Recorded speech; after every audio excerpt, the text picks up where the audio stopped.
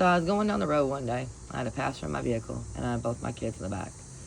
And we were headed down the road, and my son liked to tell me that he had hit puberty, and the car was moving, was not stopped.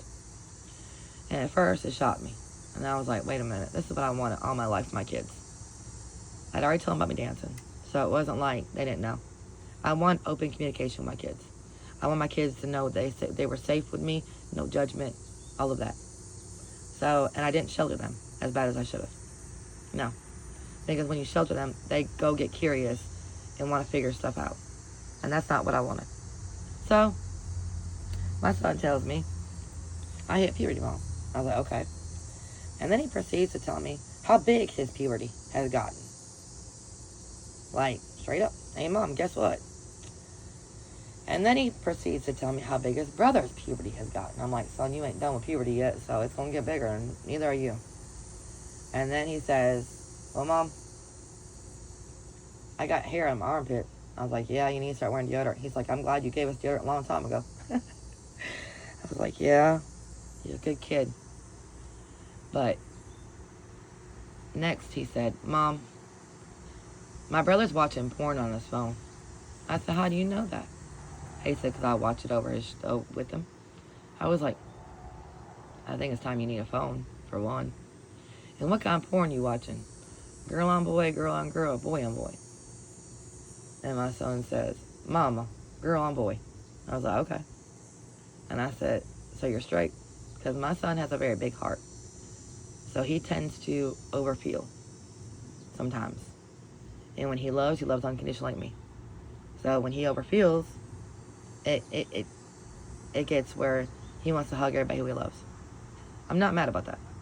I embrace that. I never told him stop. Never told me he's wrong for it. My parents told me stop doing it.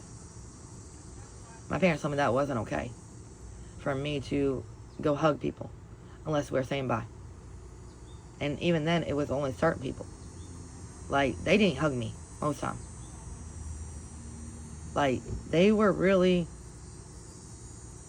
trying to fit me in this box so I would never have my heart at its full exposure. I understand it to a certain point of blocking your kid, but that's not it. It was out of spite. It wasn't out of love. It was out of spite. Because they could see how big my heart was. And they would discourage it every way they could. Anyways, so I asked him, and he's like, no, Mom, I'm not gay. I asked my other one, I said, so are you gay? He said, no, Mom, I'm not gay. I said, okay. I said, give me a couple days, I'll go get you a phone. He said, really? I said, yeah, I don't mind y'all watching porn.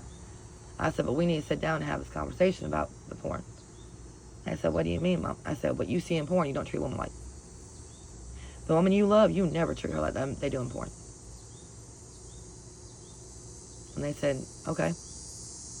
Because I never watched porn until I had both my kids already. And I was in one of my last relationships. It was right before my kids started watching porn or right after. Because I was like, I need to be curious. I think it was right before. And so I told my mom, I was like, your grandkids are watching porn. And she's like, what? Why are you doing that? I said, because I want them to be sexually secure. Because I wasn't. I still ain't. I'm not sexually secure. I don't like time with most people. I don't like certain things with most people. Like, I am not sexually secure with most people. I was with people for 7 and 8 years, and I was never sexually secure with them. They also took and held their dick over my head as a prize for whatever the hell they wanted me to get for them. So they used me. But I wasn't comfortable with them. I only been comfortable with 2 people. 2. And my number is less than my age, and I'm 40. I've only been comfortable with 2 of them.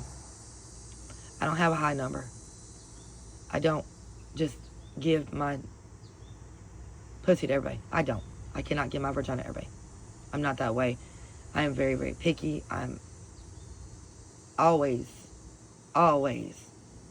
picky.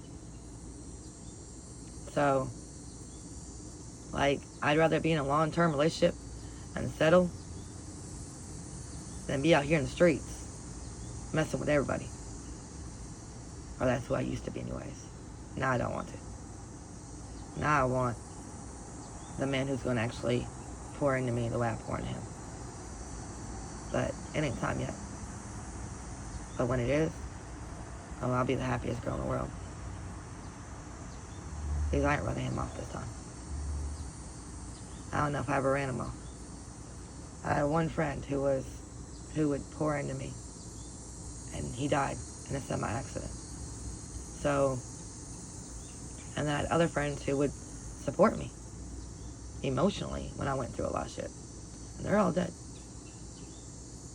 So it's like, the people I could run to, I couldn't with this.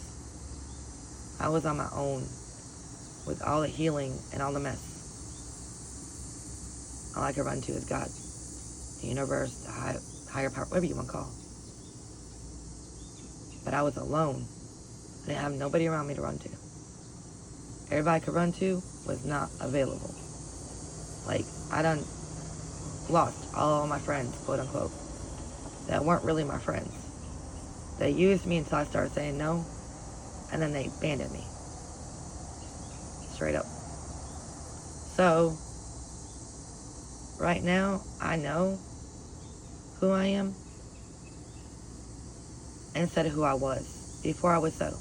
I settled in relationships. I settled for below basic. Below it. Because my parents taught me pain was love. Not basic. Not standards. Not respect. Not dignity. Not loyalty. Not actual love. I wasn't given all that as a child. So I settled for less of basic. From all of them that I went with. And like I said, I had one who tried, like, opening my door, stuff like that. And I didn't know how to take it. So I shut it down. He still did. He was a sweetheart. He was military. He was Army. He was Army Reserve at the time I met him. And he was a good fucking person. And I hate they died young. But I know he's an angel up there. Because he did die young. And he was an amazing man. And his parents raised him right. And he tried to help guide me a lot. He also helped me work on my cars. He also took me to work. Came all the way to my job, picked me up, take me back home. An hour away. He was an hour and a half from his house. And he still did it. I've been blessed sometimes. Sometimes. More than I like to count. Actually, no. I take that back. I count them all. Because looking back, I can see them all. I was blessed with a friend that would talk me out of suicide when I had surgeries. Knew I would go into a downward spiral. And would talk me out of it. That last one he couldn't talk me out of. He found the love of his life and he'd leave me alone. Even though we didn't do anything, he respected her enough to leave me alone. And I'm not mad. I respect him enough to leave him alone. And then he got cancer. He let me know he got cancer. And he's dead now. And then his best friend was amazing to me and him. He even let me borrow a truck. He was amazing. I got back and forth to work because I borrowed his truck. I went back and forth to my mother's because I borrowed his truck. He's dead. He drew a picture of me one time. He asked me to take one of my pictures. And I said, yeah. He was like, I'm going to draw it. I wish I would have got it before he died. Because he could do it. He was good. He was a good old man. He wasn't too old, but he reminded me of my grandpa.